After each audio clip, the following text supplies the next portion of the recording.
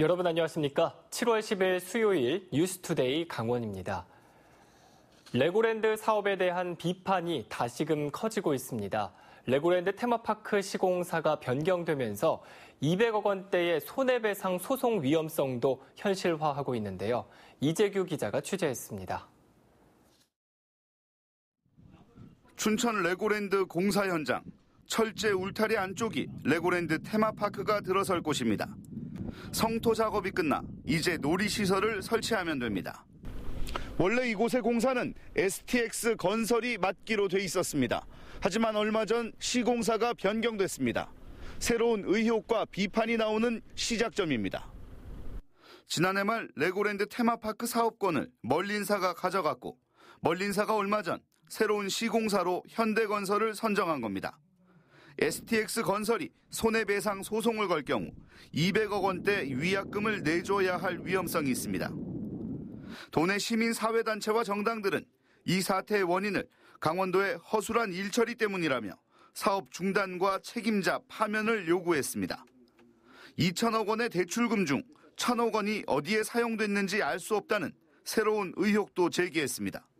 이 STX하고 STX 건설하고 사업이 진행이 되지 않으면서 수백억의 손해배상이 불가피해졌다. 이것이 가장 큰 문제로 될 것 같고요.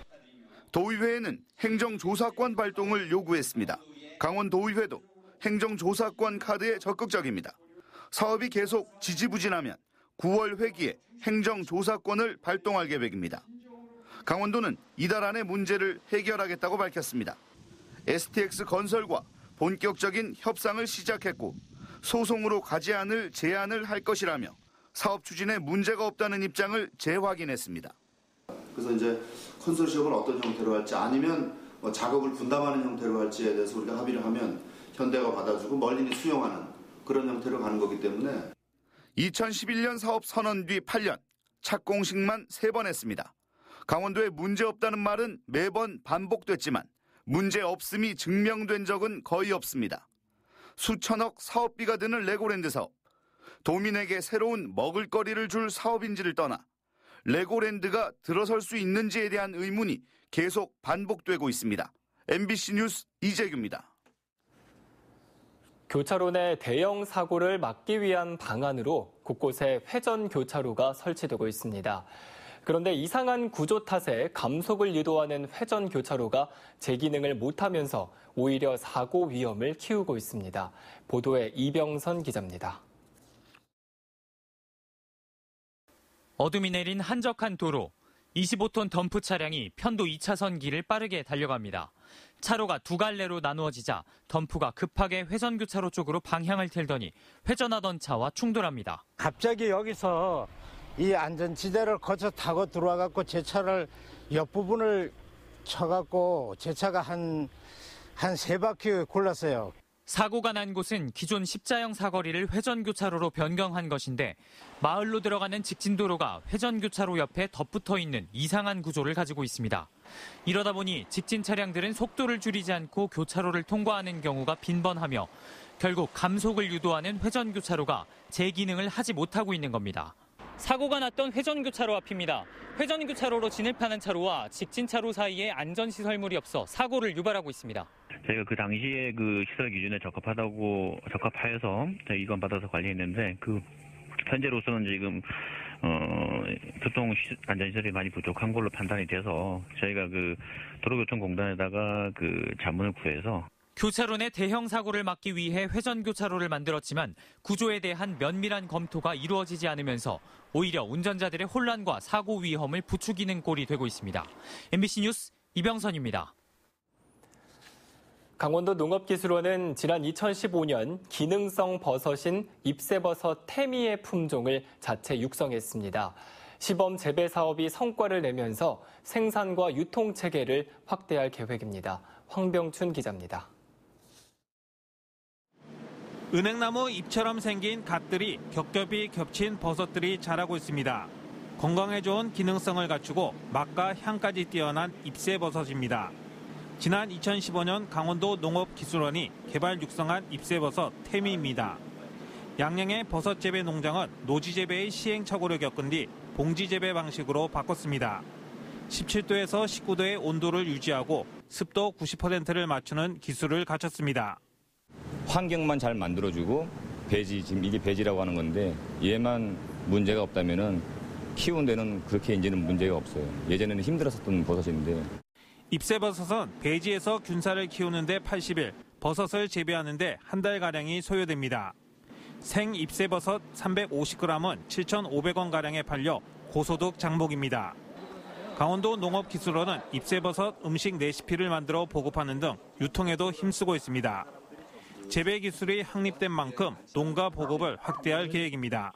현재는 지금 5개 시군에서 시범 사업을 실시하고 있는데 앞으로 한 10개소 이상을 확대를 해서 물량을 좀 많이 늘려나갈 그런 계획을 하고 있습니다.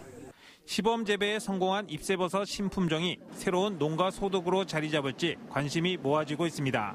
MBC 뉴스 홍병진입니다. 얼마 전 강릉항에서 선박 2척이 침수돼 인근 바다가 기름에 오염되는 사고가 발생했습니다. 그런데 선박 인양과 기름 방제 작업이 늦어지면서 어민들이 피해를 호소하고 있습니다. 조규환 기자가 보도합니다. 193톤짜리 바지선 한 척이 바닷물에 반쯤 잠겨 있습니다. 대형 크레인이 바지선을 꺼내기 위해 한창 준비를 하고 있습니다. 발전소 해상 공사 현장에서 모래를 준설하는 바지선이 침수된 것은 지난달 29일 밤 11시 50분쯤입니다. 옆에 있던 예인선과 함께 물에 잠겼는데 배 안에 있던 10,000리터가량의 기름 가운데 일부가 바다로 유출됐습니다. 이건 관광항이 아니라 이거는 진짜 막말로 산업 폐기물. 이걸 어떻게 했으면 좋겠나 이거지 이거는. 어민들은 지금 뭐 하루하루 먹고 벌어먹고 사는 사람들이 대책이 없다니까 이게 기름 때문에. 사고가 난 지 열흘가량 지나서야 선박을 인양할 대형 크레인이 현장에 도착했습니다. 공사업체 측은 그동안 기름 유출을 막고 배 안의 기름을 제거하느라 인양 작업이 늦어졌다는 입장입니다. 또 이틀 안에 배를 인양하고 주변 바다의 기름도 모두 제거할 계획이라고 말했습니다. 우리가 이 사후 관리를 앞으로 한 달 정도는 더 할 겁니다. 그 주민들하고도 협조를 해가지고 우리가 미처 못 본 곳에 또 이제 혹시나 기름이 누출된 부분이 있을 수도 있으니까. 어민들은 빠른 수습을 바라면서도 본격적인 피서철을 맞아 관광 어항의 이미지를 망치게 됐다며 분통을 터뜨리고 있습니다.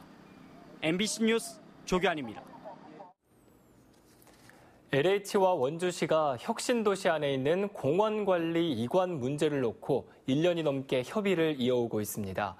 그런데 협의가 마무리되기도 전에 LH가 공원 관리에서 손을 떼면서 원주시의 부담을 키웠다는 지적이 일고 있습니다. 보도에 조성식 기자입니다. 원주 혁신도시 안에 조성된 희귀식물인 낙지다리 군락지입니다. 빨간 줄기를 가진 낙지다리가 어른 키만큼 자란 잡초 속에 파묻혀 있고 3년에 걸친 노력으로 이식에 성공했지만 지금은 개체수가 눈에 띄게 줄었습니다. 관리가 허술한 것은 수변공원도 마찬가지. 도심을 관통해 흐르는 하천 주변에 풀이 무성하고 한 번도 쓰지 않은 분수대는 작동도 제대로 되지 않는 상태입니다. 이곳 낙지다리 군락지를 비롯해 혁신도시 내 공원들이 1년 넘게 전혀 관리가 이루어지지 않고 있습니다.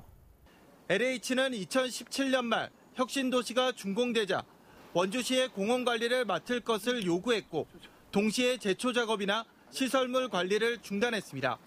단계 준공은 그래도 이제 사업이 계속 이어지고 있는 건데 최종 준공이 돼서 저희도 이제 사업 준공이 되다 보니까 이거를 계속 관리할 수 있는 그런 명분 자체가. 그런데 원주시와의 이전 협의에다 이에 따른 시설 보완 요구를 처리하는데 벌써 1년 이상 시간이 흘렀습니다. 그 사이 공원은 아무런 관리도 없이 방치돼 왔습니다. 작동이 안 되는 조경 시설물 같은 경우 인수받으면서 저희들이 그 시 예산이 추가로 투입되기 때문에 LH에서 하자 보수를 완벽히 해서 저희들이 인수를 받을 예정입니다. 원주시가 혁신도시 공원 정비를 위해 하반기에 투입하는 예산만 6억 원. LH가 책임 떠넘기기에 급급한 사이 공원 관리에 공백이 생기면서 그 피해가 고스란히 원주 시민의 부담으로 전가되고 있습니다. MBC 뉴스 조성식입니다. 본격적인 여름철 무더위에 대비해 건설 현장의 안전 점검이 강화됩니다. 강원도는 오는 15일부터 19일까지 닷새 동안 강원도가 발주한 건설 현장 58곳에 대해 안전점검을 벌입니다. 주요 점검 사안은 폭염 행동 요령 교육을 했는지를 비롯해 현장별 무더위 쉼터가 있는지, 그리고 온열 질환 응급 세트가 구비돼 있는지 등입니다.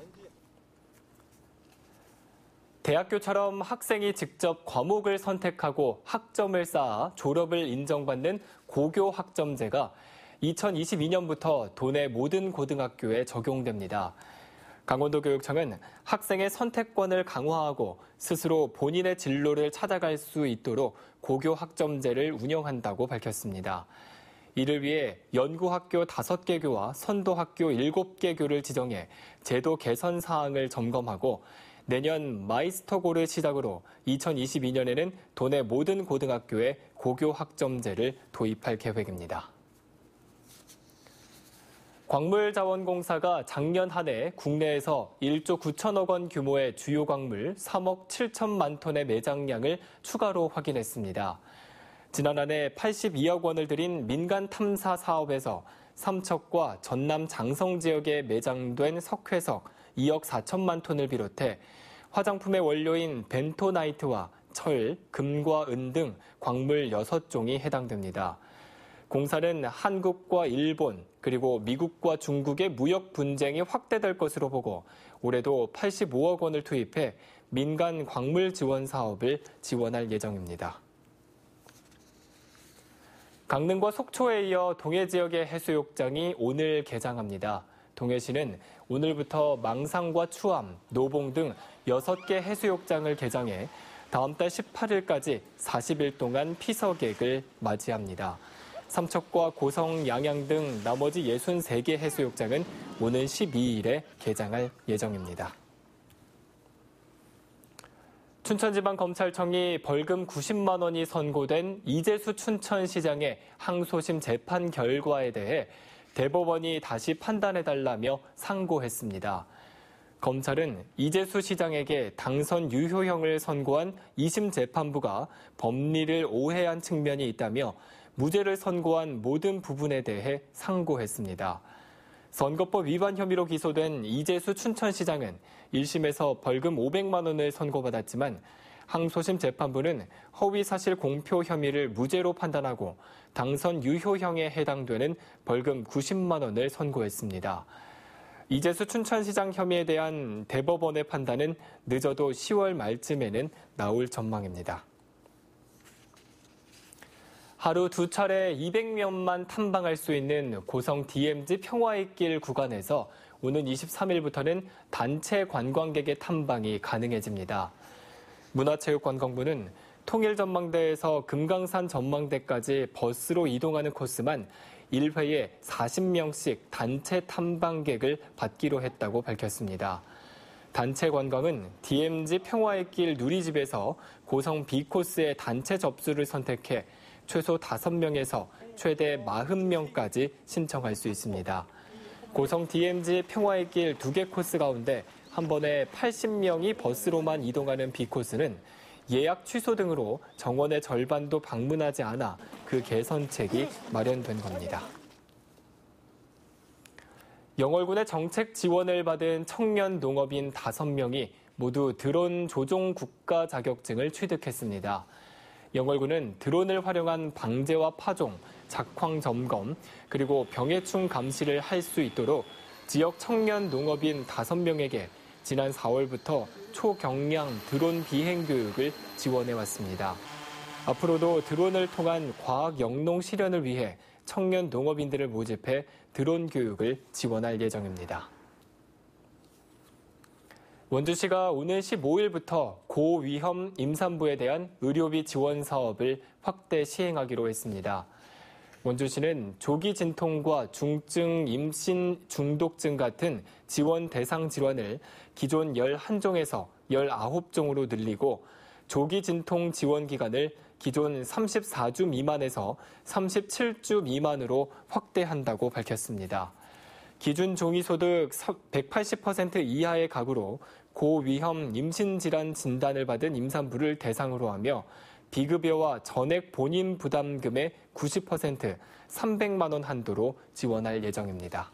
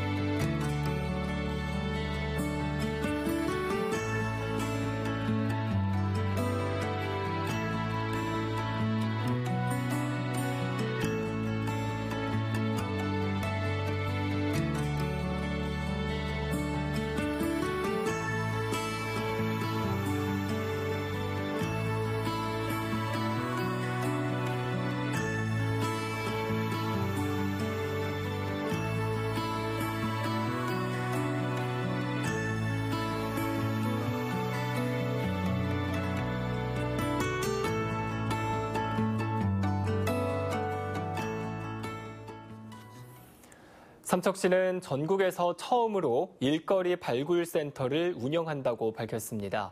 삼척시와 도시재생지원센터에 설치된 일거리 발굴센터는 앞으로 도시재생 사업에서 일거리와 아이디어를 발굴해 예산 지원과 전문가 특강 등 직업 창출 활동을 돕기로 했습니다.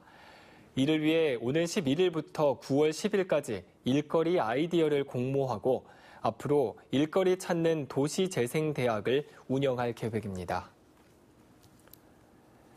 양양군 현남면 죽도해변과 인구해변이 서핑의 명소로 떠오르면서 주변 상권도 활성화하고 있습니다. 죽도와 인구해변의 숙박업소와 음식점은 2015년 말 기준 29곳에서 지난 6월 말에는 숙박업소가 18곳, 음식점은 87곳 등 모두 105곳으로 3.6배나 증가했습니다. 죽도와 인구해변은 넓은 백사장과 낮은 수심, 적당한 파도로 연간 5만여 명 이상의 서핑을 즐기면서 서핑업소로 67곳도 운영이 되고 있습니다. 경기도 용문과 홍천 간 철도 유치를 위한 민관 차원의 공동 노력이 더욱 구체적으로 진행되고 있습니다. 허피롱 홍천 군수는 양평군을 방문해 간담회를 갖고 용문 홍천 간 철도 노선이 정부의 제4차 국가철도망 계획에 반영될 수 있도록 공동 노력하기로 합의했습니다. 또 홍천군 남면과 양평군 청운면 이장협의회도 철도 유치를 위한 공동추진위원회를 구성하는 등 행정기관과 민간 차원의 공동 노력이 더욱 구체적으로 진행되고 있습니다. 인제군은 군장병 면회객들에게 편안한 휴게 공간을 제공하기 위해 만남존을 조성하기로 했다고 밝혔습니다. 이에 따라 인제군은 3억 원의 예산을 들여 관내 군부대 15개소를 추천받아 낡은 면회실을 개선하는 사업을 올해 연말까지 추진하기로 했습니다. 이번 사업은 지난 3월 하늘내린센터에서 열린 국방부 장관과 강원도 평화지역 자치단체장 간담회 때 논의한 민관군 상생협력 사업의 하나로 진행되는 것입니다. 낮 기온이 30도가 넘는 폭염이 이어지면서 양구군은 취약계층 보호 등 그 대응에 나섰습니다. 양구군은 9월 말까지 폭염 대책 기간으로 정하고 독거노인 등 폭염 취약계층 보호를 위해 재난도우미 24명을 파견하기로 했습니다. 이상으로 뉴스투데이 강원을 마칩니다. 시청해주신 여러분 고맙습니다.